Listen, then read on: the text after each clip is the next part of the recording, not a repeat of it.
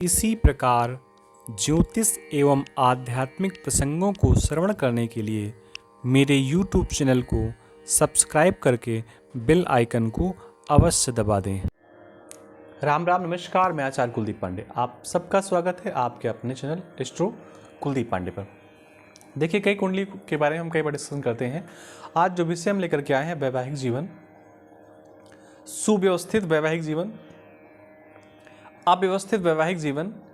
वैवाहिक जीवन में समस्याएं कई बार कुंडली के हिसाब से कैसे आती। एक जन्मांक आपके सामने उपस्थित है 28/4/1995 का, रात्रि का 10:30 का समय है।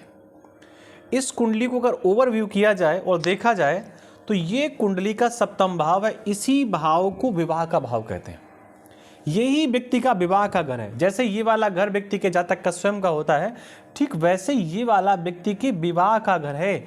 इस घर में, इस घर के स्वामी में, इस घर के आसपास की स्थितियां कैसी हैं, बस इतना आप देख लीजिए तो वैवाहिक जीवन के बारे में आपको बहुत अच्छे से समझ में आ जाएगा क्या स्थितियां हैं। देखिए, सबसे पहली बात क्या करें कि ये द्विस्वभाव राशि की कुंडली है। कैसे द्विस्वभाव देखते हैं? चर स्थिर द्विस्वभाव, चर स्थिर द्विस्वभाव, चर स्थिर द्विस्वभाव। द्विस्वभाव राशि की स्थिति है, द्विस्वभाव राशि की कुंडली है।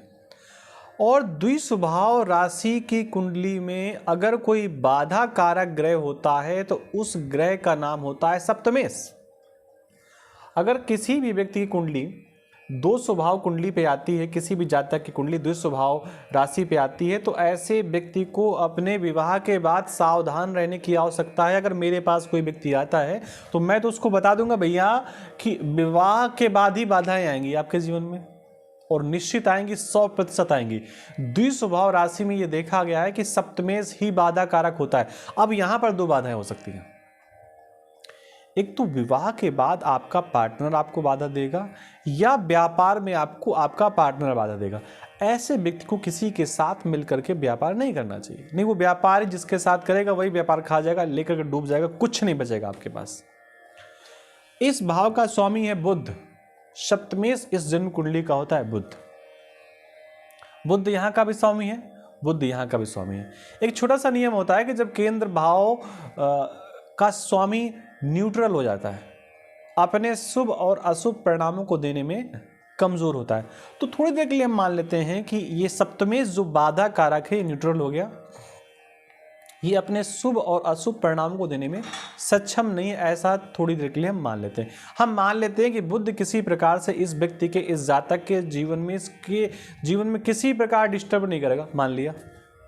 लेकिन भाव और भाव का जो स्वामी है वो डिस्टर्ब नहीं करेगा, लेकिन जब स्वयं डिस्टर्ब होगा तब तो चीजें अव्यवस्थित होंगी। देखिए, सप्तमेश बैठा कहाँ है जाकर के?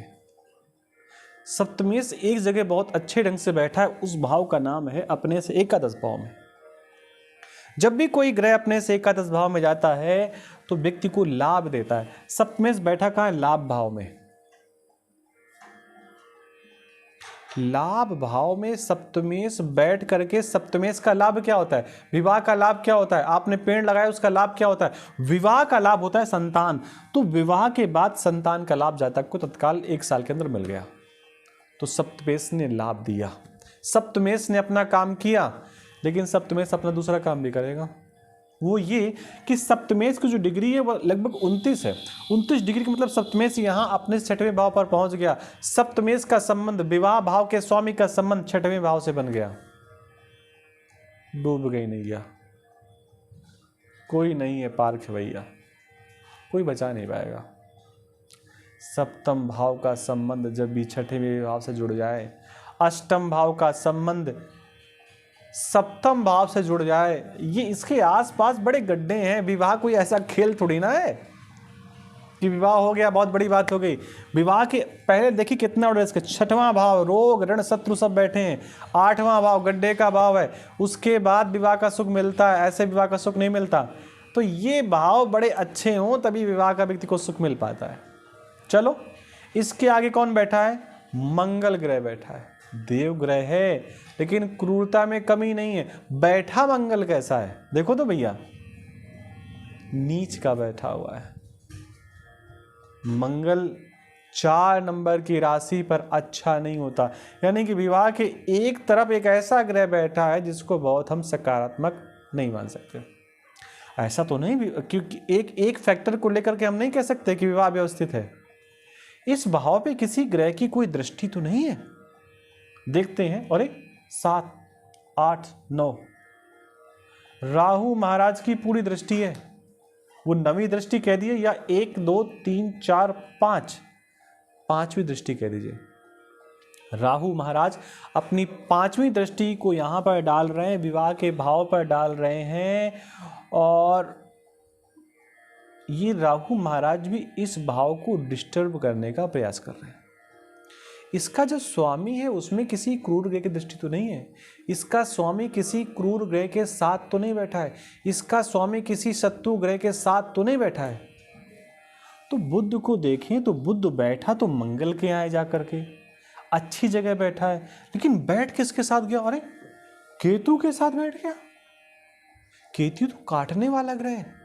जब आपके घर में कोई पंडित जी आए और पंडित जी नवग्रह बनाएं, और नवग्रह में आप जब केतु का स्थान आप देखेंगे तो मालूम पड़ेगा झंडा बनाते हैं पंडित जी। ये झंडा नहीं होता, ये नंगी तलवार होती है।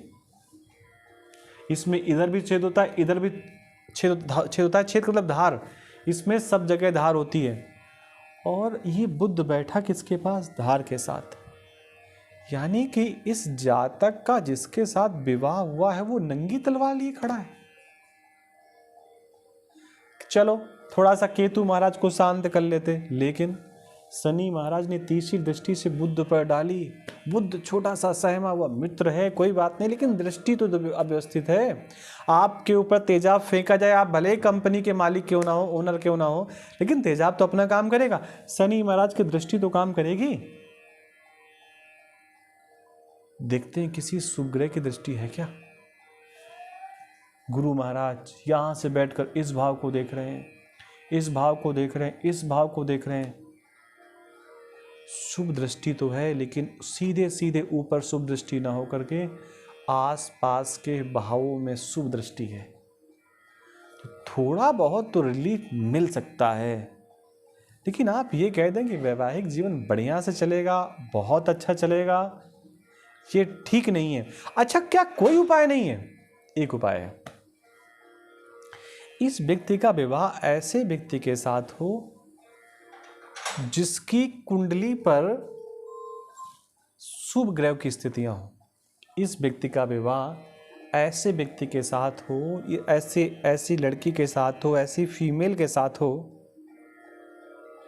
जिसकी कुंडली में विवाह की शुभ स्थितियां हो, तो विवाह चल जाएगा। केवल कुंडली में 28 गुण मिल जाना, 25 गुण मिल जाना, 20 गुण मिल जाना, ये सब कुछ नहीं है। ये भी देखना पड़ता है। आपको ये जानकारी अच्छी लगी है, आपसे निवेदन है कि चैनल को सब्सक्राइब कर लें, हरे कृष्णा लेकर के अपनी उपस्थिति दर्ज कराएं। आप सबको राधे कृष्णा, नमस्कार, जय जगन्नाथ।